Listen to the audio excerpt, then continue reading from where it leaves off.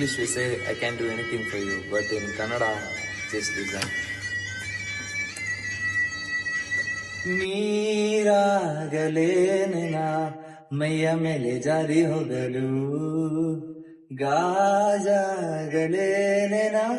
ನಿನ್ನ ಅಂದ ಚೆಂದ ತೋರಲು, ಮಂಜಾಗಲೇನ ನಿನ್ನ ಕೋಪ ತಂಪು ಮಾಡಲು, ತೇರಾಗಲೇನ ನಿನ್ನ ಹೊತ್ತುಕೊಂಡು ಹೋಗಲು, ಕೇಳದೆ ದೇವಿ ವರವ ಕೊಡಲು,